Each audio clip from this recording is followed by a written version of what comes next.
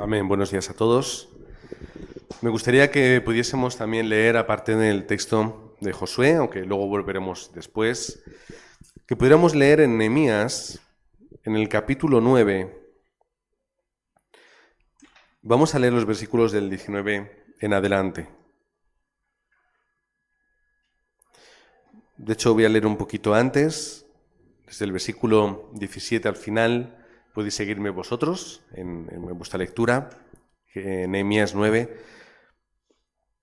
Dice: pero tú eres Dios que perdonas, clemente y piadoso, tardo para la ira y grande en misericordia, porque no los abandonaste.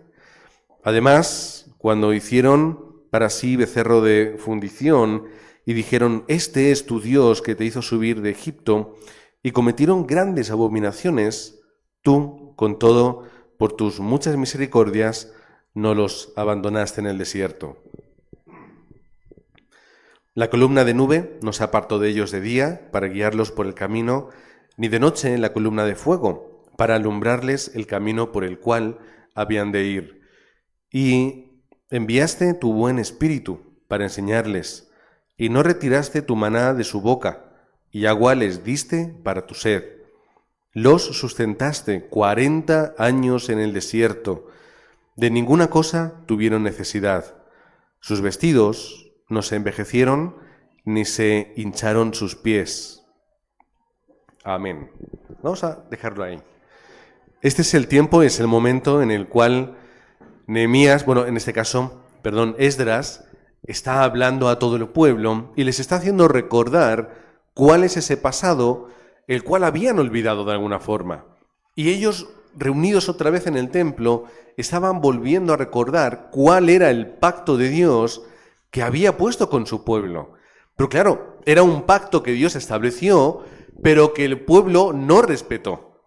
Todos nos acordamos de los problemas, las idas y venidas que tuvo el pueblo de Dios en el desierto, que a pesar, como dice aquí Esdras, en el libro de Nehemías, que Dios les proveyó de todo, ellos no fueron capaces de mantenerse fieles o de corresponder con ese pacto. Y aún así, ¿qué es lo que dice la palabra que acabamos de leer? Dios se mantuvo fiel, no los abandonó, los cuidó, los protegió durante 40 años. Podemos decir que la paciencia de Dios supera absolutamente la del ser humano. Esta es la realidad de la que nosotros estamos hablando.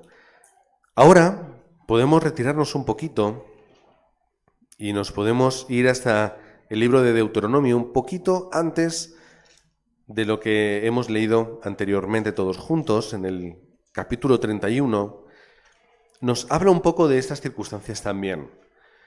¿Cuál era el problema del pueblo de Dios en el desierto? Era que habían salido de Egipto, Dios los había librado, los había sacado de un pueblo opresor que los tenía por esclavos de una forma maravillosa y absoluta. Y sin embargo, ellos aún vivían con incredulidad. ¿Pero cómo es posible? De hecho, como hemos leído a decir a Esdras, es que de día había una columna de nube, de noche una columna de fuego que los guiaba, y aún así había incredulidad. Caía maná del cielo, comían, había incredulidad. Salía agua de las rocas, había incredulidad. Sus vestidos no envejecían, pero había incredulidad. ¿Cómo es posible? Algo que se ha metido en la cabeza y en el corazón de un pueblo durante cientos de años, porque pasaron muchas generaciones como esclavos, no pudo salir en 40 años. No pudo salir. El pensamiento de esclavitud, el pensamiento de incredulidad, no podía salir de ellos. Y estaba Dios a su lado. Tenían el tabernáculo en el medio del pueblo. Podían ver este tipo de columnas de nube y de fuego que salía de ahí, pero no podían cambiar su condición. 40 años tuvieron que estar en el desierto hasta que ellos pudieron restaurar y renovar su vida. De hecho, lo que he dicho no es correcto. Tuvieron que morir para que sus descendientes pudieran heredar el pacto libres de un pensamiento que no pudieron cambiar sus padres. Esto es el problema del pueblo. No fueron capaces ni siquiera de cambiar ese pensamiento. ¿Cómo vamos a cambiar los pensamientos? ¿Cómo vamos a cambiar aquello que se ha guardado? ¿Cómo vamos a restaurar nuestra mentalidad si ellos no pudieron hacerlo durante tanto tiempo? Si nosotros seguimos siendo cabezones a pesar de lo que Cristo ha hecho en nuestra vida. Si seguimos siendo obcecados a pesar de lo que hemos visto y del testimonio que hemos tenido en nuestra vida. Que si nos sentamos y ponemos a recordar, vamos a encontrar muchas circunstancias y momentos en los cuales Dios ha obrado en nosotros. Pero seguimos siendo a veces cabezones. Seguimos teniendo un pensamiento duro. Duro es de cerviz, como dice la palabra. En Deuteronomio capítulo 31, versículo de 10 en adelante, dice: y les mandó Moisés diciendo: al fin de cada 7 años, en el año de la remisión, en la fiesta de los tabernáculos, cuando viniere todo Israel a presentarse delante de Jehová tu Dios en el lugar que él escogiere, leerás esta ley delante de todo Israel a oídos de ellos. ¿Por qué era importante leer la ley? Porque tenían que recordar el pacto de Dios.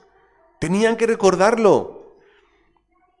Me parece mucho cada 7 años, pero había que hacer un tiempo en el cual ellos no olvidasen lo que Dios había establecido con su pueblo.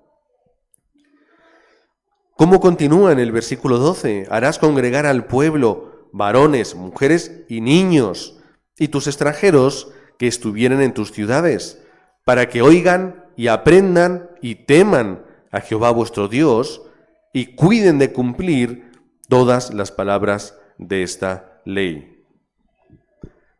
¿Para qué está la palabra? Para que la oigamos, la aprendamos, la pongamos en práctica. Cuando esto sucede, nosotros renovamos y restauramos nuestro pensamiento, cambiamos nuestro interior. Esto lo hablamos ayer en el discipulado por internet, con los hermanos en Latinoamérica. ¿Cómo lo expresamos? Nuestra mente, nuestro cerebro, es como una habitación. ¿Quieres renovar la habitación? ¿Quieres restaurarla? ¿Quieres modernizarla? Vale, vamos a comprar muebles. ¿Pero tú metes más muebles o sacas los que había antes? No puedes meter cosas y sacar sin sacar lo que hay antes. El cerebro funciona algo parecido. Tienes que meter lo que es correcto, que salga lo que es incorrecto. No puedes tomar algo y tirarlo, simplemente decir: uy, este pensamiento no me gusta, lo tiro. Este hábito me parece que es incorrecto, lo voy a tirar. Eso no desaparece así. ¿Qué es lo mejor? Voy a cambiar lo que tengo poniendo cosas por encima de lo que había. Es decir, tengo un hábito que es incorrecto, el hábito que tenemos muchos, ahora no lo tengo aquí. Tenemos el teléfono móvil y por la noche, 5, 10, 15, 20 minutos, normalmente la gente en el mundo, nosotros no, por supuesto, está mirando el teléfono. Todos lo hacemos alguna vez. Es normal. Te pones, ay, me han enviado un mensaje, miro esto, lo último, a ver, no sé qué, por aquí, por allá, a ver cómo ha quedado España, ay, ha ganado, no sé qué. Estamos, y al final te enfrascas, y como tengas redes sociales, te pones a mirar, te pones a mirar, te pones a mirar, y se te va el tiempo. ¿A qué sí, Ana? ¿A qué es un peligro? Se te va el tiempo. ¿Cómo quitamos ese mal hábito? Porque todos sabemos que la luz del teléfono, esos contenidos, es mejor estar tranquilo, te ayuda a dormir, te ayuda a descansar y te ayuda a grabar lo que es bueno y lo que es correcto en tu vida, que sería estar leyendo o escuchando la palabra. Es decir, ¿cómo quitamos un mal hábito? Poniendo uno mejor. ¿Qué vas a hacer? ¿Vas a quedarte así, quieto como un palo cuando estás acostumbrado a mirar el teléfono? No va a funcionar, lo vas a tomar, lo vas a mirar. pon los hábitos correctos. Cuando hay cosas que están grabadas en mí, que no son buenas, que no funcionan, ¿qué hago? ¿Las olvidamos así? Como cuando te dicen, ¿qué te pasa? ¿Estás triste? Sí. Pues hombre, ponte contento. Hombre, alégrate. ¿Cómo que? No se me había ocurrido estar feliz cuando estoy triste. Cuando alguien está mal, ¿qué tienes que hacer? Tenemos que hacerle cambiar su perspectiva y darle un contenido que le restaure por dentro. No te preocupes, hay una respuesta, hay una solución, Dios está contigo, esto no es un problema, vas a ver cómo hay una respuesta. Ponemos por encima el contenido que queremos y sale lo que no queremos. ¿Cómo restaura el pueblo de Dios el pacto? Cuando graba la palabra y sale el pensamiento de esclavitud. 40 años y no lo pudieron hacer. 40 años no fueron capaces. Dios tuvo que permitir que murieran en el desierto, que fallecieran, que esa generación pereciera por causas naturales, por su vejez, para que de una forma natural y orgánica las nuevas generaciones que no eran esclavas, eran libres, pudiesen crecer con el pacto. Solo con el pacto. Solo con el pacto. Versículo 13 de Deuteronomio 31. Y los hijos de ellos que no supieron, oigan y aprendan. ¿Cómo que no supieron? Porque no les transmitían bien el pacto. Este es el problema. No solamente eran cabezotas, tenían incredulidad, sino que además no transmitían correctamente el pacto. Y aquí lo dice, tenéis que transmitir esta palabra, tenéis que recitarla, tienen que escucharla, porque si no es por esto, los padres a los hijos no se lo transmiten. Y ahora vamos a hablar un poquito más de esto. Damos un salto al versículo 24. Estamos ya llegando a la transición para la conquista. Está la conquista ya preparándose. Poquito después vamos a ver cómo se levanta a Josué. Creo que lo hace antes incluso. Antes ocurre, ya levantan a Josué como el sucesor de Moisés. Y está aquí Moisés, dice, y cuando acabó Moisés de escribir las palabras de esta ley en un libro, hasta concluirse, dio órdenes Moisés a los levitas que llevaban el arca del pacto de Jehová, diciendo, tomad este libro de la ley y ponedlo al lado del arca del pacto de Jehová vuestro Dios. Y esté allí por testigo contra ti, porque yo conozco tu rebelión y tu dura cerviz. Y he aquí que aun viviendo yo con vosotros hoy sois rebeldes a Jehová, cuánto más después que yo haya muerto. ¿Cómo les conoce? Que si estando yo aquí todos los días dándoos la palabra y sois rebeldes, cuando yo no muera, ¿qué vais a hacer? ¿Qué hace? Pone ese libro de la ley, lo pone al lado del arca. Que esté en el centro, en el corazón del pueblo, en ese lugar visible, especial e importante. La palabra tenía que estar ahí para que fuese un reflejo y un espejo en el que mirarse. ¿Estamos haciendo bien las cosas? ¿No las estamos haciendo bien? ¿Estamos teniendo una buena mentalidad? ¿Nos estamos desviando? ¿Tenemos fe? ¿Tenemos incredulidad? Ahí está esa palabra de Dios. ¿Cuál es la palabra de Dios? Aquella que nos da fe. Porque como decimos muchas veces, la fe viene por el oír. ¿Y por el oír el qué? La palabra de Dios. Que es lo mismo que hacían aquí, hicieron, que hemos leído en Nehemías, cómo restauraron el pueblo en aquel momento. Porque volvieron a poner la palabra de Dios en el lugar que correspondía. Y se renovó y se restauró. ¿Cómo se predicaba en el Nuevo Testamento y se hablaba de Cristo? Tomando la palabra del Antiguo Testamento que referenciaba a Jesucristo. Y así, constante y continuamente hasta el día de hoy. La palabra tiene que estar en el centro de nuestra vida y de nuestra iglesia. ¿Por qué tiene que estar? Porque yo no quiero ser como aquellos que vivían sin conocer la palabra y tenían que esperar cada X años a que se pudiese leer. Porque yo no quiero ser ese pueblo que perece por falta de conocimiento. No un conocimiento intelectual, conocimiento de la palabra que es viva y eficaz para tu vida. Porque yo necesito restaurar mi pensamiento, porque si yo no me nutro de la palabra, me nutro de las redes sociales, me nutro de la televisión, me nutro de lo que veo por internet, y mis hijos se nutrirán de lo que escuchan y ven en el colegio. Porque para ellos lo que sucede en el colegio es lo más normal y lo mejor. ¿Y cómo ellos van a poder diferenciar lo que es palabra de lo que no es palabra, lo que es bueno y lo que no es bueno? Si yo no se lo enseño. Tenemos que renovarnos y restaurarnos a través de la palabra. Josué capítulo 5.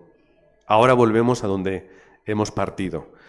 Josué capítulo 5 está recordando lo que sucede. Ya están preparando la conquista. Ha habido ya luchas contra otros pueblos, han tenido victoria. Recordemos las palabras de Rahab, que reconocía y conocía las victorias que había tenido ya Israel. Sabía que era un pueblo que estaba preparado para conquistar. Versículo 6, que lo hemos leído, porque todos los hijos de Israel anduvieron por el desierto 40 años, hasta que todos los hombres de guerra que habían salido de Egipto fueron consumidos, por cuanto no obedecieron la voz de Jehová. Tenemos la consecuencia que ya hemos leído. Por lo cual Jehová les juró que no les dejaría ver la tierra de la cual Jehová había jurado a sus padres que no la daría, tierra que fluye leche y miel. Versículo 7, a los hijos de ellos que él había hecho suceder en su lugar, Josué los circuncidó, pues eran incircuncisos, porque no habían sido circuncidados por el camino. ¿Entendemos esto? Que uno de los mandatos de Dios en el desierto era la circuncisión y no lo habían hecho. Que era un gesto en el cual el pueblo de Dios se relacionaba con su Creador y con su Señor, y no lo habían hecho con los hijos. ¿Cómo van a conquistar nada si no son capaces de hacer ni siquiera lo más mínimo que Dios les pedía que hicieran? ¿Qué hacen? Pues, versículo 8, son circuncidados. Y más tarde, en el versículo 10, dice, los hijos de Israel acamparon en el Gilgal, que es el lugar donde se le dio nombre, el lugar donde se les circuncidó, y celebraron la Pascua. ¿Otra vez? La alarma de Miri. Se les circuncidó y tienen la fiesta de la Pascua. La fiesta de la Pascua. Es decir, antes de comenzar la batalla, capítulo 6, ¿qué hicieron? Acaban siendo circuncidados y hacen la fiesta de la Pascua. Es decir, cuando van a empezar la batalla, tienen ese acto tan extraño para nosotros que no hemos pasado, y menos mal que no nos toca, en el cual se relacionan con Dios. Todo eso tiene mucho trasfondo. Y, por otro lado, hacen la fiesta de la Pascua, que era la que le daba sentido al éxodo, al poder, la obra de Dios y a la salvación de ese pueblo. ¿Por qué sucede esto antes? Es un tiempo en el cual ellos estaban restaurando su identidad. No podemos conquistar si no tenemos ese pacto con Dios y no estamos recordando quién es Dios y lo que ha hecho. Y en ese momento es cuando ellos están restaurando su identidad. Aquellos que no habían sido circuncidados tienen que hacerlo. Fiesta de la Pascua, ya están preparados. Dios les prepara, ahora sí vais a poder conquistar.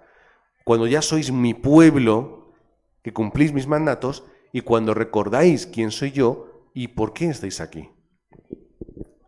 Sucede algo que es muy interesante. Versículo 11 dice, al otro día de la Pascua comieron del fruto de la tierra, los panes sin levadura, y en el mismo día espigas nuevas tostadas. Y el maná cesó el día siguiente. Desde que comenzaron a comer del fruto de la tierra, los hijos de Israel nunca más tuvieron maná, sino que comieron de los frutos de la tierra de Canaán aquel año. ¿Por qué no tuvieron más maná? No hacía falta. No hacía falta. Ya habían llegado a la tierra prometida, donde Dios tenía un plan para ellos. Ya no hacía falta el maná, porque estaban en el lugar de la bendición, estaban en el lugar de la respuesta. Y a partir de aquel momento, la tierra les daba lo que ellos necesitaban. Ya no hacía falta algo extra, ya estaba en el lugar que Dios había preparado. Campo preparado, respuestas preparadas, victorias preparadas. En todos los sentidos, todo estaba preparado por Dios para que el pueblo pudiese hacer lo que ya estaba dicho de antemano. Por eso nosotros no podemos tener miedo por ir a Canaán. Todo está preparado. Ya hay una Rahab esperando para abrir, para permitir y para guardar a los espías. Ya están esos muros temblando para derribarse. Está el fruto de la tierra que yo necesito para hacer esa obra. No hace falta esperar más, prepararse más para entrar a Canaán. Solamente Dios quería que su pueblo se relacionara con Él dentro del pacto y pudiese recordar a través de la Pascua lo que Dios había hecho, cómo les había salvado. Vamos a nuestros días. Cuando yo comienzo mi vida, tengo que lidiar con el trabajo, tengo que lidiar con mis estudios, tengo que lidiar con mi familia, tengo que lidiar con mi día a día, con problemas, dificultades y enfermedades. Lo único que Dios me pide que yo haga es que recuerde que yo soy un hijo de Dios y que Jesucristo ya me ha comprado.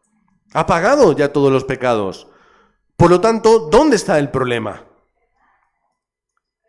Ay, ya, pero ¿qué? ¿Y si tenemos hambre, qué hacemos? Ya está todo en el campo preparado. Y si no hubiese comida, Dios hará caer maná del cielo. Y si hubiese sed y no pudiéramos ir a un río, Dios de una roca hará que brote el agua. Pero ¿cuál es el mensaje? Todo está preparado. Lo único que el pueblo tenía que hacer eran esas dos cosas. Preparar su identidad y tomar su autoridad en el campo. Así es como se restaura y se renueva el pueblo. Si damos un salto hacia el Nuevo Testamento, Romanos capítulo 12, versículo 2, que todos recordamos, porque lo hemos hablado muchas veces: no os conforméis a este siglo, sino transformaos por medio de la renovación de vuestro entendimiento, para que comprobéis cuál sea la buena voluntad de Dios, agradable y perfecta. ¿Cuál es el mensaje? Que al igual que estáis en el desierto con un pensamiento incorrecto, tenéis que transformar vuestra vida renovando lo que tenéis dentro de vuestra cabeza, renovando vuestros pensamientos, renovando lo que se ha guardado y se ha grabado durante toda vuestra vida. Todo lo que habéis ido incluyendo, vuestras experiencias y heridas, tienen que cambiar, tienen que transformarse cuando tú restaures tu pensamiento. Cuando tú metes evangelio en tu cabeza, sale la incredulidad. Cuando tú escuchas el mensaje de Cristo, hay sanidad en tu vida, salen las heridas. Cuando tú metes el mensaje bíblico correcto, el evangelio puro, sale el misticismo, la religiosidad. Salen tantas cosas como el legalismo que no son necesarios ni útiles para tu vida. Pero cuando tú metes en tu cabeza, si no, seguiremos almacenando cosas. Nosotros hemos estado días haciendo limpieza en el garaje de nuestra casa.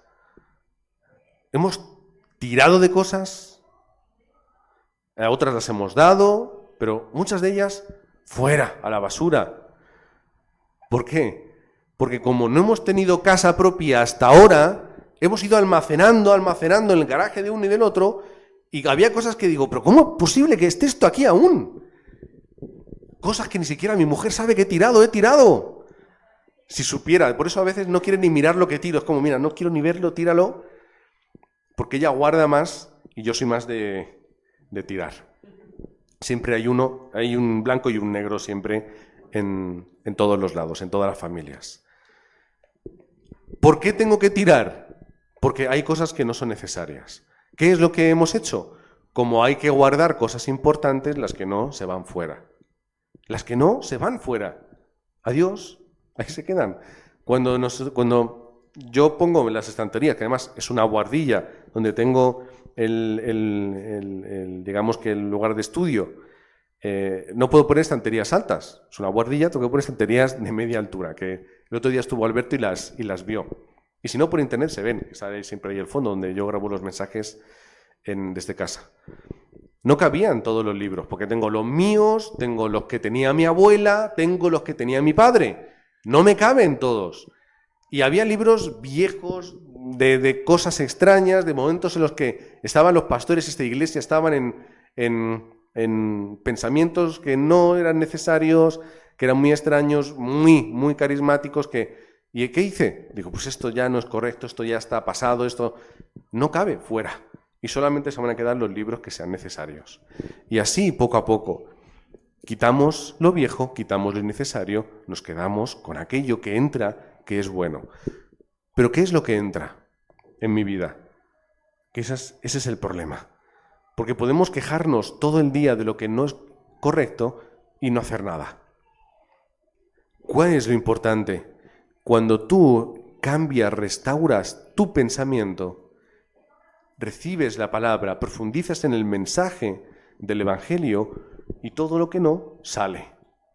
¿No os ha pasado nunca que estáis en casa, tenéis un mal momento, un mal corazón, un mal pensamiento, una circunstancia difícil?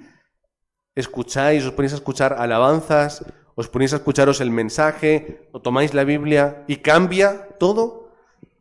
Cuando tú introduces algo dentro de ti que es bueno, que es vivo, lo demás sale. De esta forma dice que vamos a poder transformarnos.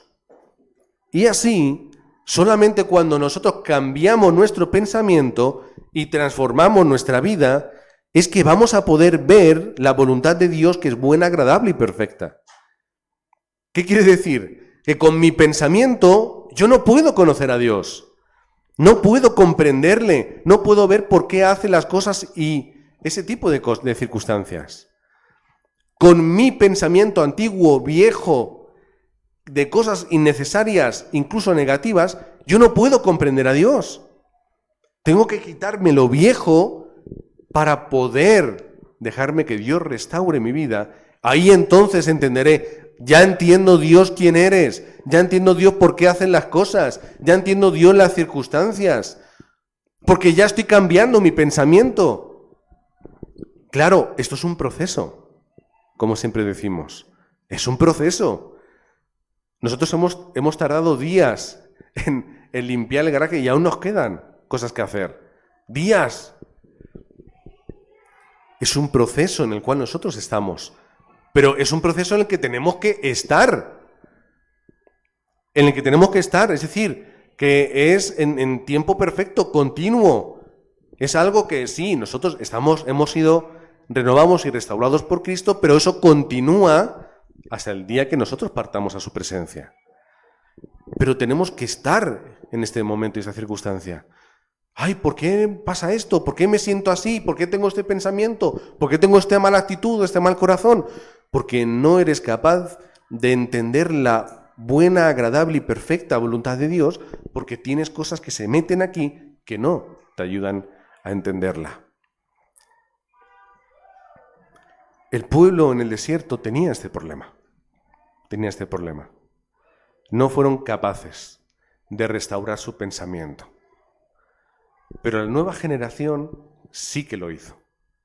La nueva generación sí que lo pudo hacer, a pesar de que no les ayudó mucho el anterior. No les transmitían bien el pacto, no les circuncidaban, no lo hicieron bien, pero aún así, por la gracia de Dios, ellos nacieron dentro de ese pacto. Y cuando los niños nacían y empezaban a corretear, ¿qué es lo que veían? Veían el tabernáculo en el medio. Y veían a Moisés, y veían las columnas de fuego. Por lo tanto, lo que se grababa desde que eran pequeños, ¿qué era? El pacto de Dios. A pesar de que sus padres eran torpes, como lo somos nosotros, que a veces nos damos cuenta, ay, no lo estoy haciendo bien, no le estoy enseñando bien, no estoy dedicando suficiente tiempo, no estoy transmitiéndoles el pacto. A veces no, en casa hacemos esa casa de misión en la cual ellos se están levantando. A veces no lo hacemos bien. Pero tenemos que ayudarles en la medida que podamos, y en la Iglesia Aposento Alto también tenemos que hacerlo, para que ellos crezcan mirando el tabernáculo. No mirando el internet, no mirando las televisiones, no mirando lo que hay a su alrededor, que lo van a acabar haciendo porque es imposible meterlos en una caja, pero por lo menos que cuando ellos estén en el mundo digan, este es el mundo en el que yo tengo que conquistar, no es el mundo en el que yo tengo que mezclarme. Luego hablaremos un poquito más de eso. Así que os bendigo en el nombre de Cristo, para que os levantéis como esa generación que no tiene por qué perecer en el desierto, sino que puede restaurarse, con la que Dios pueda contar, y no esa generación que Dios cuide hasta los últimos días, pero que tenga que dejar perecer, porque no es capaz de hacer su obra. De una forma u otra, Dios es Dios. Dios es fiel, Dios es justo, y Dios los cuidó hasta el último día de su vida. Murieron sin mucha gracia, sin mucha fe, sin cumplir con lo que es en el corazón de Dios, pero murieron con sus ropas nuevas, sus zapatos sin desgastar, como dice la palabra, sus tobillos sin hinchar, vivieron con su estómago lleno y bien hidratados, pero murieron sin cumplir con su plan y con su propósito. Yo prefiero, personalmente, el día de mañana morir con la ropa desgastada, con las zapatillas rotas, pero satisfecho de haber sido una persona que ha aguardado, seguido y cumplido el pacto de Dios. Y puedo hacerlo si estoy dentro de este proceso de restaurarme, de transformarme y de enfocarme en lo que ahora mismo me puede dar esa respuesta, que es Cristo. ¿Por qué los discípulos y los apóstoles pudieron cambiar su condición de pescadores, la mayoría, gente sin mucha importancia, y pudieron convertirse en misioneros? ¿Por qué? ¿Cómo lo hicieron? No tuvieron que morir durante 40 años en el desierto, porque ellos estuvieron día a día con Cristo. Si estuviéramos nosotros un día con Cristo, yo marcaría absolutamente nuestra vida. La marcaría. Ellos estuvieron 3 años, más o menos, con Él. Por eso, Pedro, el bruto pescador galileo, sin estudios, sin nada que él hubiese tenido para sí mismo, más que aprender a pescar, que en eso era muy bueno, Hechos capítulo 4, se levantó delante de los principales judíos y de los gobernadores, habló de tal forma que se maravillaron diciendo, ¿cómo es posible? Pero el truco, ¿cuál es?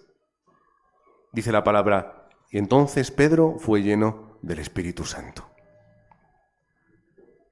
Hasta un bruto pescador puede asombrar a los grandes eruditos y principales y gobernadores de un pueblo cuando es lleno del Espíritu Santo. Pedro, el bruto negador de Jesús, que casi mata al soldado por intentar librar a Jesús de lo que tenía que hacer, es el mismo que luego delante de todos ellos expuso su fe, su convicción, aún sabiendo que podía morir. Fue el mismo que tuvo que restaurar tantas cosas en su vida, como ya conocemos y hemos hablado, hasta el punto de que el apóstol Pablo en Gálatas públicamente le tiene que tirar de las orejas. Que cuando no vienen los judíos, tú estás aquí con todos, pero cuando vienen, bien que te apartas. Aún tenían que renovar y restaurar su pensamiento, pero estaban ahí. Estaban en el proceso, porque cuando Dios llama a Pedro para ir a casa de Cornelio, sabe Pedro lo que supone eso, y él como judío no querría ir, pero se calla y va, y se deja restaurar. Si nosotros no tenemos nuestro tiempo de concentración todos los días, no vamos a restaurarnos y no vamos a cambiar. Porque no estamos en el proceso, como dice Romanos 12:2, de renovar nuestro hombre interior, como también lo dice en otras versiones. Porque si yo me estoy viviendo fijándome en otras cosas, como dice, por ejemplo, Nueva Versión Internacional, nos estamos amoldando a este mundo, a este siglo, entonces no voy a restaurarme, voy a amoldarme a otra cosa. Tiempo todos los días donde tenemos que orar. ¿Sabéis lo que voy a decir? ¿A que sí? 24 horas. Ahora tenemos que entender por qué 24 horas, porque es la clave para que yo transforme mi yo, renueve mi yo interior, transforme mi vida, comprenda la voluntad de Dios. Es para que yo salga del desierto y entre en Canaán. Es para que yo deje de ser alguien salvo, pero que perezca en el desierto, a un conquistador que dé su vida tomando el fruto que Dios me ha prometido de la tierra, pisándolo con mis pies. Esta es la diferencia. Os bendigo en el nombre de Cristo para que podáis ser aquellos conquistadores juntamente con Josué, renovados, restaurados, aquellos apóstoles, algunos pescadores, otros pertenecientes a grupos incluso medio terroristas, como eran también los hermanos ¿cómo eran los hijos, los hermanos del rayo? ¿Cómo se llamaban? Eso, los hijos del trueno. Que eran prácticamente terroristas. Un colaboracionista de los romanos, como era Mateo, que iba por ahí pidiendo los dineros para dárselo a los romanos. Todos ellos renovados y restaurados como evangelistas para la evangelización del mundo. ¿Y todos, sabéis qué?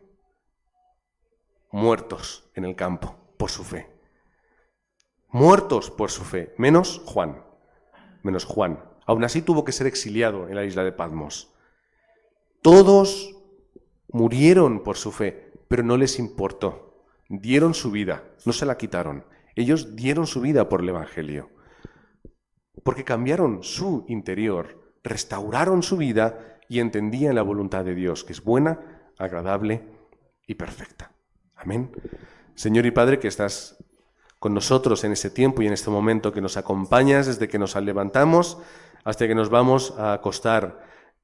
Padre, que tú eres Dios nuestro, único, absoluto, Dios del mundo, que creaste todo, que nos creaste a nosotros, que nos escogiste desde antes de la fundación del mundo, que nos has restaurado a través de la obra en Cristo, que nos has dado el Espíritu Santo que mora en nosotros, para que seamos este nuevo pueblo que puede ir y conquistar la tierra de Canaán, la tierra que fluye leche y miel. Y esa tierra la tenemos delante nuestra, en nuestro lugar de trabajo, donde vivimos, en nuestra familia, que la podamos pisar con la seguridad de ser enviados por ti para conquistar a través de la palabra del Evangelio, para que podamos pisarla con la seguridad de que formamos parte del pacto y que tenemos la autoridad en nosotros, de que somos tu pueblo y somos libres y limpios por la sangre de Cristo, que es la Pascua. Y Señor, que podamos vivir con esos hábitos y ese estilo de vida que no se nutre de lo que hay en el mundo, en la sociedad y la cultura, sino que se nutre de tu palabra, se nutre de tus propósitos y de esa voluntad buena, agradable y perfecta. Oramos en el nombre del Señor Jesucristo. Amén.